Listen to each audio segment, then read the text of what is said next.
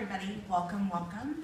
I wanted just to give you a little bit of background about the Alumni Achievement Award because it really represents the collective wisdom and the experiences and the kind of awe and inspiring group that you guys are globally.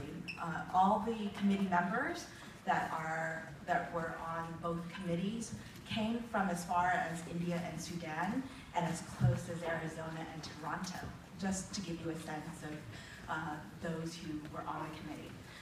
The Alumni Achievement Award in particular recognizes alumni more than 6 years into their careers who have significantly improved the human condition at the local, state, provincial, national, or international levels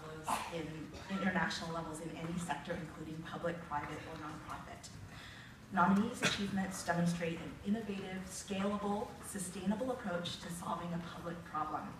And just to give you a sense, because I am an MPID, we actually put those into metrics. So we actually judge everything based on 2 sets, both the individual work of the nominee against whether or not that work was influential, did make a difference or change, innovative, scalable, and sustainable. And then the nominee, him or herself. Are they an innovative leader? What degree of accountability and responsibility did he or she hold and demonstrate? And then, do their values demonstrate Kennedy School values? Every year, the collective work of this alumni group is really awe-inspiring, and this whole process is a really, really tough process that takes about 3 months of deliberation and analysis. That said, this year, together, we recognize the work and the courage of Leopoldo Lopez, MPP class of 1996.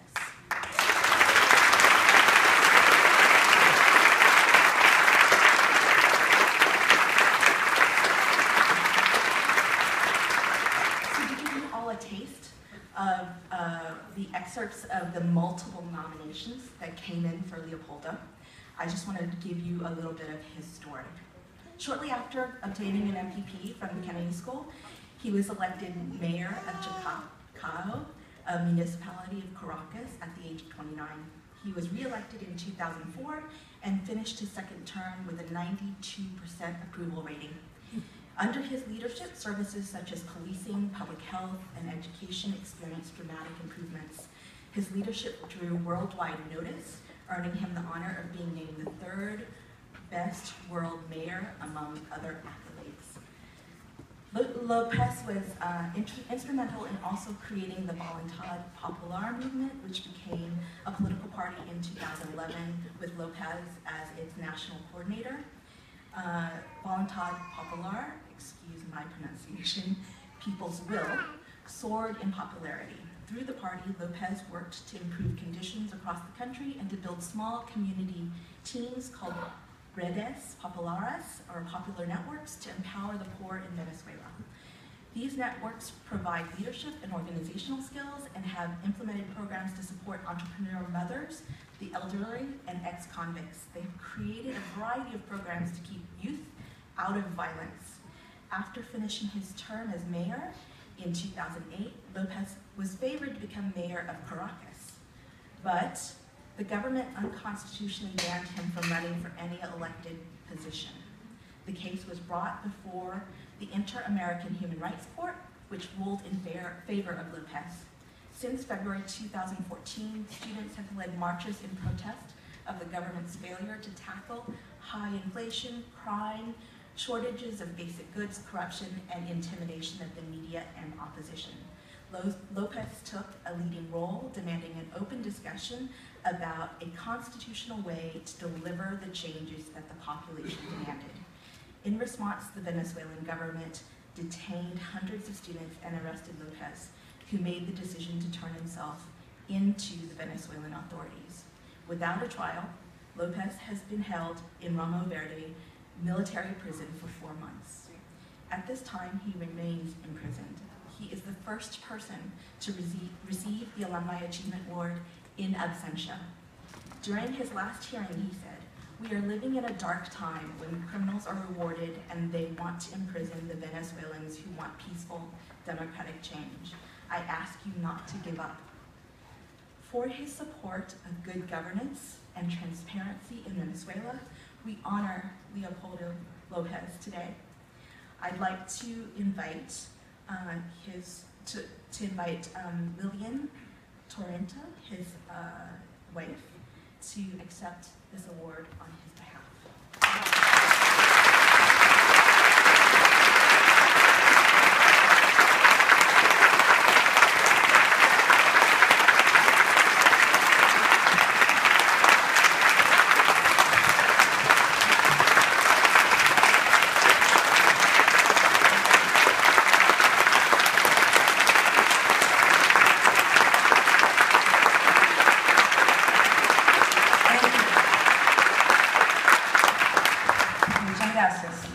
Thank you very much. Este aplauso es para Leopoldo. Quiero invitar a Adriana López, su hermana, que hoy está aquí conmigo. Adriana López.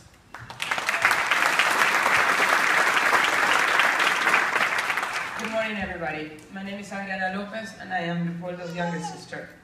On his behalf, I have a letter that he has written from prison to read to you. To my fellow alumni, faculty, and students, first, I want to thank you for this recognition. It means a great deal to me, and I am honored. I want to thank the esteemed faculty of the Kennedy School for providing a foundation of knowledge that I have turned to again and again in my life. As a mayor of a city, as the founder of a political party, and now as a prisoner of conscience in a country that is on the brink of economic, political, and social collapse. Since I have been in prison, I have had ample time to reflect on the lessons of our situation and what it means to the wider world. At the Kennedy School, we learned about the many models of good government, how to get things done, how to make good policy, how to design systems that work to support the social good, and importantly, how to measure results. We also learned that healthy civic institutions matter. In Venezuela, we see the value of these institutions even more clearly because of their absence. When a judiciary is beholden to the executive, justice is perverted. When the ruling party controls the governance of elections, democracy is subverted. And when the media can no longer report freely and independently, the pressure on a government to perform simply withers away. These institutions matter. When we take them away, the consequences are clear and measurable. Venezuela now sits atop the world rankings in all the wrong categories. Number 1 in the Western Hemisphere for inflation. Number 1 in the Western Hemisphere for scarcity of basic goods. Number 2 in the world for murders. Despite having great resources, our government has done little for the poor, and when they do, it is always at great cost. I do not believe in regimes that offer citizens a trade-off between welfare and freedom, because we cannot separate those two. One feeds the body, the other one feeds the soul. And we are, above all, human beings. This is what millions of people in Venezuela are experiencing. This is why we work for change. When the government issued a call for my arrest, I had a choice to make. I could flee the country, or I could remain in hiding, which other persecuted leaders have managed to do successfully.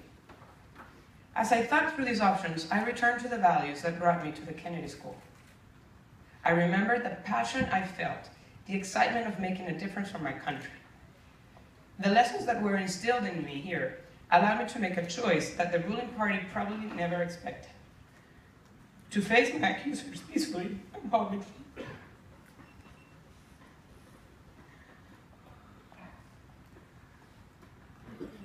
And hand myself for the world to see.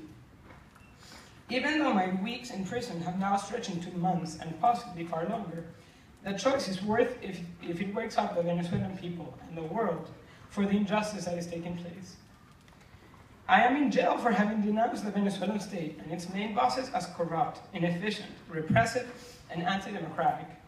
I am in prison for saying what has become a painful reality for all Venezuelan people. We no longer live in a democratic system. Venezuela has become a dictatorship of the 21st century. I am in prison for having stated the need to open a constitutional and democratic way out from the social, economic, and political crisis of my country.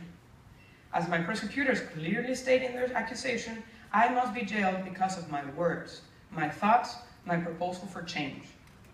But I must state very clearly that I am not alone. Not alone as a victim. There have been more than 3,000 people detained, 200 prisoners, 2 elected mayors have been sent to prison, opposition congressmen have been stripped of their legislative role, and 42 people have lost their life while protesting. And we are not alone in our claims. Today, more than 70% of the people in Venezuela share our call for profound political and social change. I hope all of you will take a few minutes to learn about what is happening in Venezuela. Read the news, ask questions, make your voice heard. The resolution of our crisis is a priority for the world. If abuse and injustice prevails, with little consequence, it will send a terrible message to dictators and would-be dictators in other countries. You have an opportunity to send a far different message, that the weight of the global community is on the side of human rights and dignity.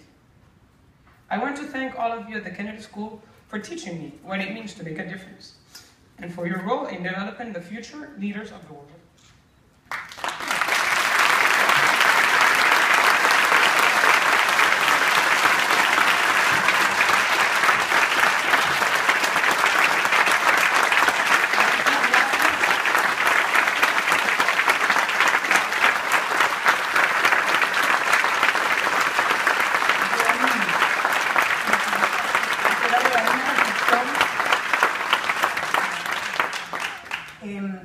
Mi reflexión el día de hoy es qué ironía y qué impresionante que hoy una de las universidades, la mejor del mundo, hoy Harvard premia a Leopoldo López por lo que es, por sus ideas, por ser progresista, lo premia por lo que aprendió aquí.